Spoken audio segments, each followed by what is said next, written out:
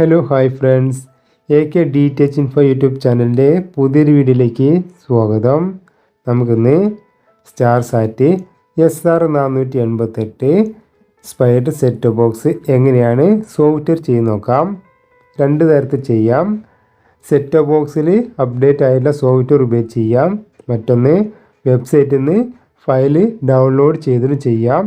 ഞാനിവിടെ ആദ്യം കാണിക്കുന്നത് വെബ്സൈറ്റിൽ നിന്ന് ഫയൽ ഡൗൺലോഡ് ചെയ്ത് പെൻഡ്രൈവ് വഴി ഞാൻ സെറ്റ് ബോക്സിൽ കണക്ട് ചെയ്തിട്ടുണ്ട്.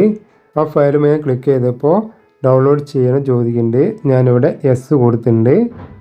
ഇവിടെ നമുക്ക് കാണിക്കുന്നത് ഒരു കാരണവശാലും പവർ ഓഫ് ആവരുതെന്ന് കാണിക്കുന്നുണ്ട്. കുറച്ച് സെക്കൻഡ് കൊണ്ട് തന്നെ അപ്ഡേഷൻ കംപ്ലീറ്റ് ആവും.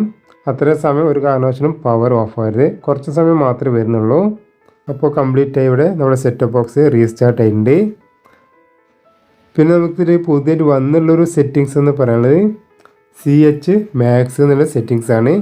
അതായത് നമ്മുടെ ചാനൽ ലിസ്റ്റിൻ്റെ ഒരു സെറ്റിങ്സ് ആണ്. അപ്പോൾ ഇതൊക്കെയാണ് അതിൻ്റെ സെറ്റിങ്സ്. അപ്പോൾ നമുക്ക് അവിടെ ഓഫ് എന്നായിരിക്കും കാണിക്കുക. വോളിയം ബട്ടൺ പ്രസ് ചെയ്താൽ ഓൺ എന്ന് കാണിക്കും. അതിലെ സെറ്റിങ്സ് എല്ലാം ഓൺ ആക്കി കൊടുക്കുക. പിന്നെ അതിൽ സ്റ്റാർട്ട് എന്ന് കാണിക്കുന്നുണ്ട്. പിന്നെ അതിൻ്റെ താഴെ channel list auto update system ഞാൻ സെലക്ട് ചെയ്തല്ലേ.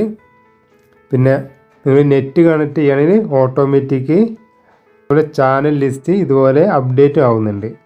കുറച്ച് സമയം എടുക്കുന്നുണ്ട്, ഒരു 2-3 മിനിറ്റ്. അതിനുള്ളിൽ ആ ഫയൽ ഡൗൺലോഡ് ആയതിന് ശേഷം ഓട്ടോമാറ്റിക്കായിട്ട് ഇൻസ്റ്റാളിങ് നടന്ന് സക്സസ്ഫുള്ളി എന്ന് കാണിക്കുന്നുണ്ട്. ഞാൻ ഈ ഒരു സമയത്ത് എൻ്റെ സെറ്റ് ബോക്സിൽ വൈഫൈ കണക്ട് ചെയ്തിട്ടുണ്ട്.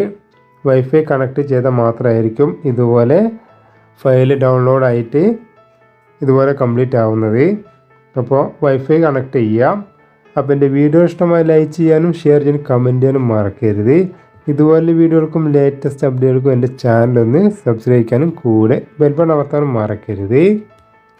ഇനി നമ്മുടെ യൂട്യൂബ് വർക്ക് ചെയ്യുന്നുണ്ടോ നോക്കാം. അതിനെ ക്ലിക്ക് ചെയ്തു. അപ്പോൾ ഇതുപോലെ യൂട്യൂബ് ഓപ്പൺ ആയിട്ടുണ്ട്. ഞാനിവിടെ സെർച്ച് ചെയ്യുന്നത് എൻ്റെ തന്നെ യൂട്യൂബ് ചാനലായ DTH ഇൻഫോ എന്നാണ് സെർച്ച് ചെയ്യുന്നത്. അപ്പോൾ നമ്മുടെ ബാക്ക്ഗ്രൗണ്ട് കാണാം, ചുവപ്പ് സെറ്റിങ്സ്, നീല സെർച്ച് എന്ന്. അപ്പോൾ അതുമ്പോൾ ക്ലിക്ക് ചെയ്യുക. കീവേഡുമേ ക്ലിക്ക് ചെയ്ത് കഴിഞ്ഞാൽ ഇതുപോലെ നമുക്ക് ടൈപ്പ് ചെയ്യാൻ പറ്റും. ഞാനിവിടെ DTH ഇൻഫോ എന്ന് സെർച്ച് ചെയ്തിട്ടുണ്ട്. താഴെ കാണാം ഓക്കെ, അതിൽ ക്ലിക്ക് ചെയ്യുക.